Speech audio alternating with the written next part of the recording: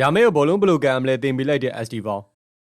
ချန်ပီယံလိပွဲစဉ်မှာချယ်ဆီအသင်းကဘာစီလိုနာအသင်းကိုကမ္ဘာ့ချန်ပီယံခြေစွမ်းနဲ့အနိုင်ယူခဲ့ပြီးတဲ့နောက်ချယ်ဆီပရိသတ်တွေဟာဘာစီလိုနာရဲ့လူငယ်ကျယ်ပွင့်လမိုင်းရမယ်ကိုလောင်မြောင်ခဲ့ကြပါသည်။ရာမဲဟာလက်ရှိမှာရီးစားနဲ့ပြက်ဆဲပြီးတဲ့နောက်ခြေစွမ်းမပြနိုင်ဖြစ်နေတယ်လို့သတင်းတွေကထွက်ပေါ်နေချိန်မှာ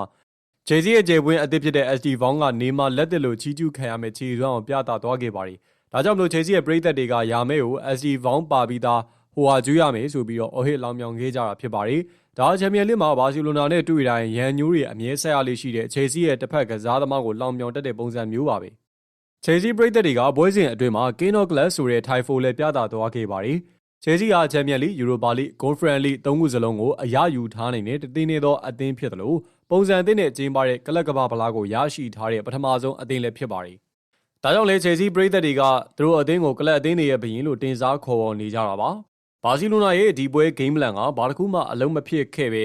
ချယ်ဆီအသင်းကသာအိမ်စာကောင်းကောင်းလှုပ်လာခဲ့တာဖြစ်ပါတယ်။နေပြအန်ဇိုမာရက်စ်ကဘာစီလိုနာရဲ့ highline ကစားတဲ့နောက်တန်းကိုမြန်နှုံးမြင့်တောင်ပန်ကစားသမားတွေနဲ့ချိုးဖျက်ခဲ့ပါတယ်။ကိုကူရေလာကလည်းရာမဲကိုညာချမ်းနေကြီးလွတ်ပေးပြီးတော့ဘယ်ရှေသုံးလို့မရအောင်ထိန်းချုပ်ခဲ့ခြင်းကလည်းအလုပ်ဖြစ်ခဲ့ပြီးတော့ရာမဲတယောက်လှုပ်လို့မရအောင်ဖြစ်ခဲ့တာပါ။ချယ်ဆီကလေးလံနဲ့အထောင်တိုက်စစ်မှုတွေကိုမသုံးဘဲနဲ့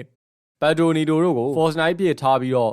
တောင်မန်ဒီမှာဂါနာချိုနဲ့ SD ဘောင်းကိုထားကစားစီခဲ့တာဖြစ်ပါတယ်။ဒါကြောင့်ပဲနက်တိုဂါနာချို SD ဘောင်းတို့ကဘာစီလိုနာခံစစ်ကိုအချိန်ချင်းထိုးပေါက်ကြော်ဖြတ်ပြခဲ့ကြပြီးတော့ဘာစီလိုနာနောက်တန်းကကစားသမားတွေကိုပြအခက်စေခဲ့တာပါ။ချယ်ဆီအနေနဲ့ပွဲတွင်းမှာလူဂျွန်မောခဏခဏဖြစ်ခဲ့လို့သာဘာစီလိုနာအနေနဲ့ကန်ကောင်းခဲ့တာဖြစ်ပြီးတော့မော်ရင်တော့ဘာကာတို့အခုထက်ပိုပြီးတော့ဂိုးပြတ်ချေမုန်းခံရမှာအသေးချာဖြစ်ပါတယ်။ပထမပိုင်းပွဲကစားချိန်ပြီးကန်ဒီမှာတော့ဘာစီလိုနာအသင်းကအနီကတ်နဲ့အထုပ်ပယ်ခံရပြီးတဲ့အချိန်မှာအချိန်ကြီးကပိုဆိုးသွားခဲ့ပြီးတော့ပထမဦးဆောင်ဂိုးတော့ကူကူရေလာရဲ့ဘောလုံးပေးပို့မှုကနေပြီးတော့ကွန်တေးကကိုဂိုးကိုသွင်းမိခဲ့ပါတယ်။ချယ်ဆီရဲ့ဒုတိယဦးဆောင်ဂိုးတော့ပွဲကစားချိန်55မိနစ်မှာနေမာလက်တဲ့ SD ဘောင်းကဘာစီလိုနာကစားသမားတွေအထက်ထက်ပိတ်ထားတာကိုကျော်လွှားက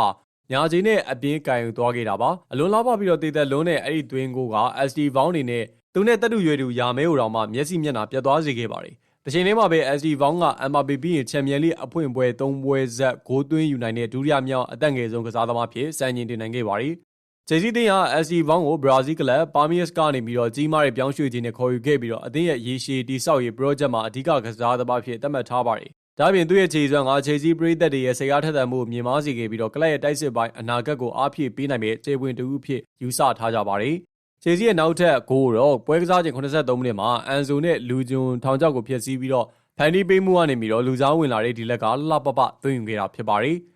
ပွဲသိမ်းခရာမုတ်ချိန်မှာတော့ဘာစီလိုနာတို့ဟာခြေပါဂိုးတောင်ပြန်မရပဲ Stamford Bridge မှာအချက်တကွဲအကျိုးနဲ့ရှုံးနိမ့်ခဲ့ရပြီးပြန်လာခဲ့ရပါတယ်။အဲဒီအားလည်းကြောင့်မလို့ချယ်ဆီအသင်းကအဆင့်9နေရာမှာရပ်တည်နေပြီးတော့16သင်းအဆင့်ဓာတ်ရိုက်တက်ဖို့အတွက်အခြေအနေအားကောင်းနေလေဖြစ်ပါတယ်။တစ်ဖက်မှာဘာစီလိုနာကတော့အဆင့်15ရောက်နေပြီးတော့16သင်းအဆင့်ဓာတ်ရိုက်တက်ဖို့အတွက်ရုန်းကန်ရအောင်မှာပဲဖြစ်ပါတယ်။